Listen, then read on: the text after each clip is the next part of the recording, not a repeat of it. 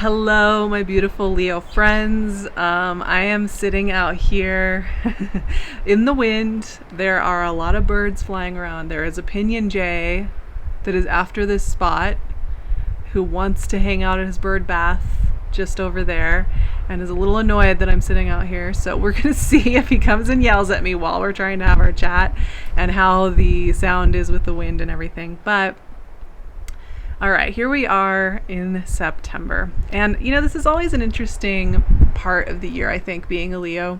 I'm a Leo sun. I know many of you are as well. And if you're a Leo rising as well, because there's kind of this sense of like, okay, we've just come through the season of the sun, right? Like the sun is at home in Leo. It's this vibrant, colorful, intense time in many ways. And then you come into Virgo season and there's this like integration process that has to happen. And it's kind of like, okay, here's the beginning of this next new year, solar year. Where am I and what is any of this? There's it kind of takes a minute to get calibrated into what this season of life is going to mean. And I think it's really an interesting season too, as this energy moves through Virgo. Mars and the sun are moving through there for the first part of the month. We have a new moon in Virgo. We have a full moon in Pisces near the end of Virgo season, which is 8th house transformational energy for Leos. And then we move into Libra season. But Virgo season is a time of self-valuing. It's a time for Leos especially, and I'm sorry about the wind if it is causing issues with the sound. This is a time of deep self-valuing and really, really devoting to that practice. And I don't mean that in an egotistical way, so often I think that conversation gets misrepresented as being about the way that we look to other people and our power that we have over them. But when I'm talking about self-valuing, I'm talking about just feeling safe within ourselves, feeling loved within ourselves, feeling that we can be at peace with ourselves and we don't need to protect ourselves from ourselves or from others, that we feel safe, that we feel loved. And so this Virgo season is really essential in creating that sense for Leos this year. And I think it's important. I think this is what I'm going to say about this. Leos, we've talked about this before. Leo energy is very important in this world because it is about childlike joy, sunshine, meaningful, soulful, heart-based leadership. Yeah, those sound like things that this world needs, right? Big chore list for the Leo family. It is so important to take care of your light. It is not frivolous. The sun is about to get into my camera, so I'm going to move it. It is not frivolous. It is not extra. It is not a cherry on top situation where you live your life and then maybe if you're lucky, you take care of your light. No. It is a sacred thing to take care of yourself and to fill your world with things that bring you light. So I'm going to offer up a challenge for this month, which is find lots of inspiration. Read fantastical books if you want. That's something that I'm going to be doing. I've been reading a lot of nonfiction as a historian. I read a lot of nonfiction and I read a lot of very cerebral things. I'm not like trying to show off here. It's just like I tend to do that. And I've realized I really need some more fantastical books in my life with beautiful storylines and romance and fun and magic. So I'm really focusing on that to refill my stores of magic in this life. But I'm just really focused, like what just like lights me up. So fill your life with little places of inspiration, whether that's going on Pinterest and doing it, watching a fantastical movie, getting out your paints, changing out your wardrobe, whatever it is, focus on that. Focus on that and see what comes of it. And the Knight of Wands appears. Hello, Knight of Wands. I love it. That's some inspiration. Knight of Wands to me is so much about life is always flowing and moving through, right? Like life is never just this stagnant, stay the same thing, even when it seems like it is sometimes in seasons of life. Life is always moving through. And the Knight of Wands gets that. And while he's been known as kind of like the flash in the pan dude that you like hook up with one time, for me the Knight of Wands represents something so much more essential and more important than that. That's not very interesting to me. Like, next, I don't want to talk about that. That's not worth anybody's conversation or time. Knight of Wands to me is an understanding that we just jump in and we try things and we play, we explore. We don't get caught up in the brambles of why we can't do things, why it's impractical, why create it, oh, well, is that serious enough? Hierophant. All right. Leadership. 2 more cards want to come out. Knight of Cups and the 4 of Pentacles. Okay. But the Knight of Wands understands that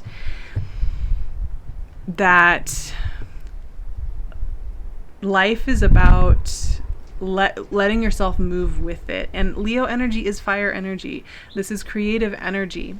And one thing that comes up with the Knight of Wands, I will say, Leo energy is also fixed sign energy, which is about maintaining something and consistency, which is great. However, Knight of Wands gives the message that don't worry so much about holding on to things being the same all the time. Let your creative processes evolve. Let your creative impulses evolve.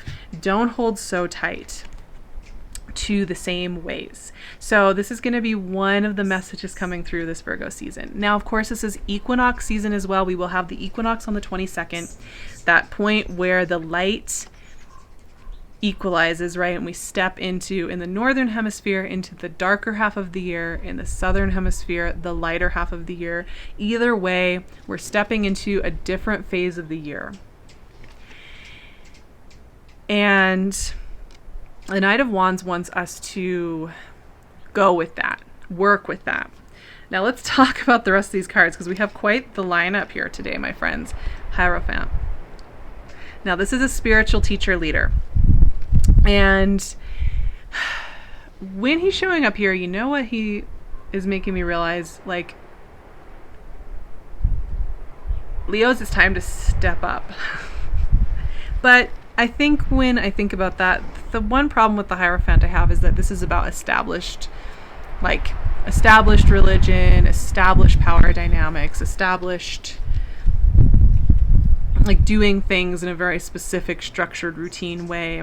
I think a liberated Hierophant message is stepping up doesn't necessarily have to look like becoming a religious dictator like this guy. Stepping up doesn't necessarily mean being in a traditional teaching role or exerting your power over other people, right? Stepping up can purely just mean fully devoting your life to letting your beautiful energy, Leo energy, flow into the life around you, and not feeling like you have to keep squashing it or swallowing it or pushing it down or feeling like it's frivolous or extra. And so the Hierophant here is a little serious, but he's just saying start showing up. Start showing up and see what happens.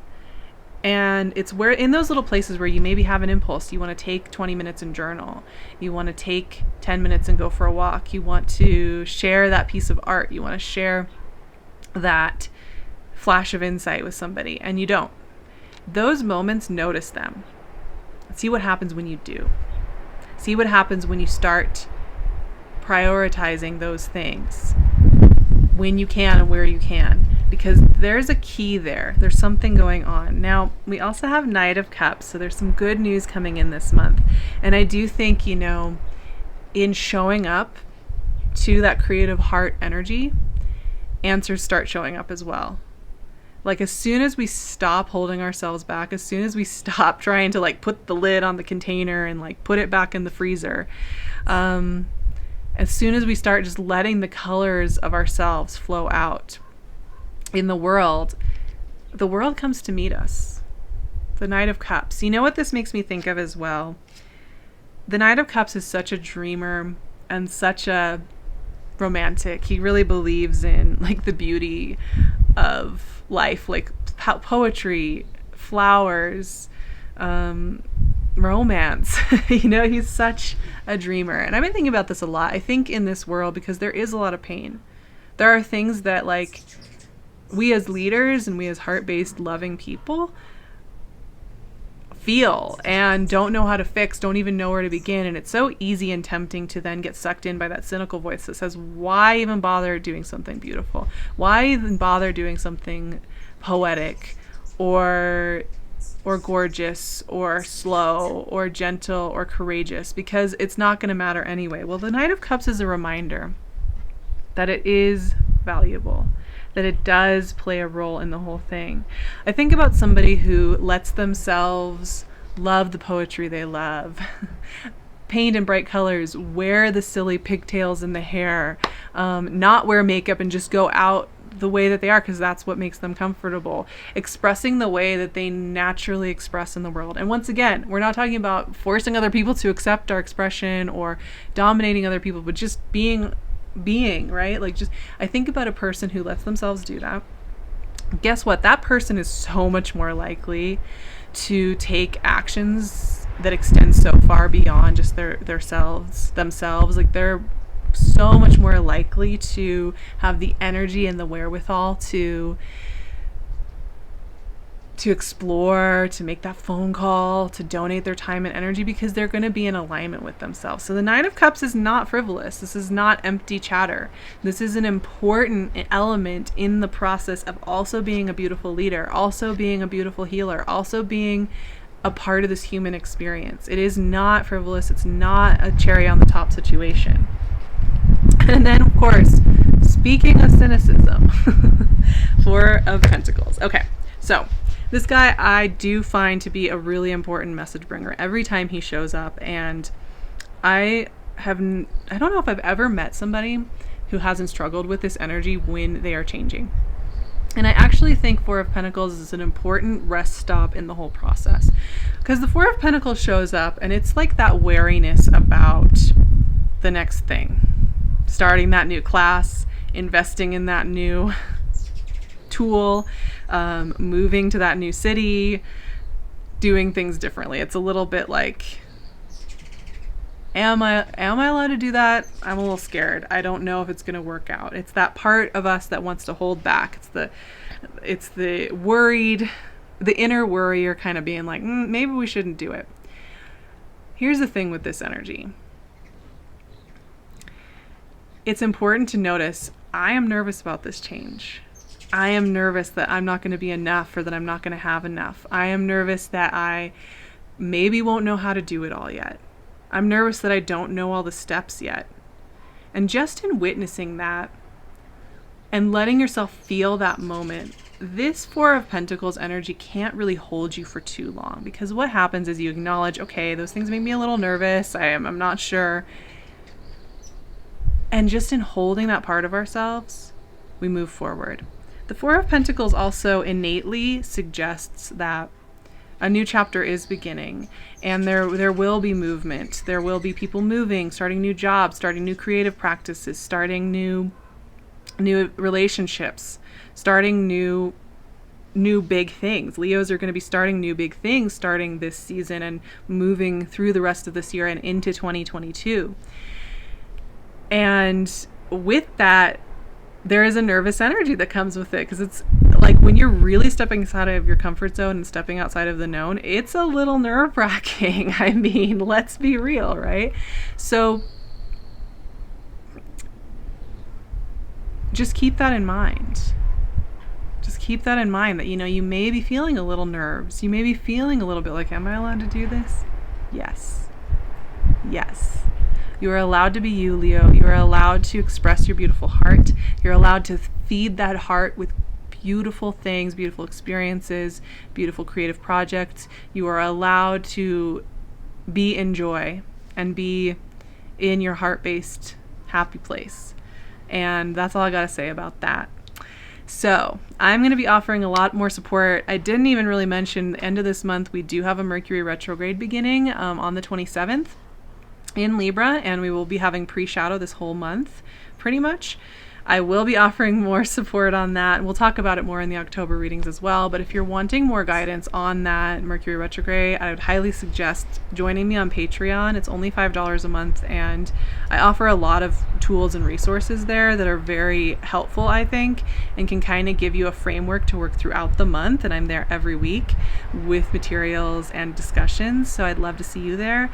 I'd love to see you here for more chats, and you can also find me on Instagram and on my website. So you can find all those links below. I'd love to connect with you, and I will talk to you beautiful Leos next month for more adventure.